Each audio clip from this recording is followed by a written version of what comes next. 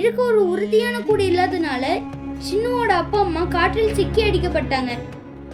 அங்க மிகப்பெரிய புயல் வரும்போது தங்கள் சிறிய மகளை காப்பாற்றணும்னு தவிச்சு ஒரு வலுவான மரக்கிளையில் அடியில பதுக்கி வச்சாங்க. ஆனா ஏற்கனவே அடிபட்டு இருக்கிறதுனால அவங்க கடும் காற்றுல சிக்கி உயிரிழந்தாங்க. அன்று சின்னுக்கு மட்டும் உயிர் தப்பிச்சது. அந்த நாள் முதல் சின்னு தனியாகவே இருந்தது.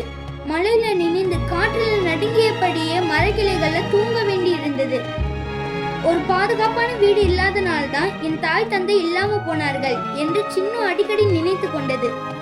அந்த வழிகள் அது மனதில் ஆழமாவே பதுங்கி இருந்தது. சின்னு வளரும் போது அதன் தந்தையின் கனவு ஒன்று நினைவுக்கு வந்தது.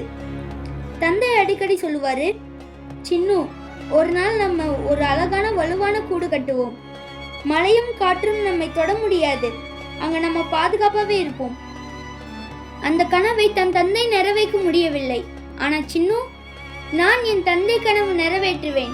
எனக்கு மட்டும் இல்லை, என் போன்ற சிறிய பறவைகளுக்கும் ஒரு பாதுகாப்பான இடத்தை உருவாக்குவேன் என்று முடிவு செஞ்சிச்சு.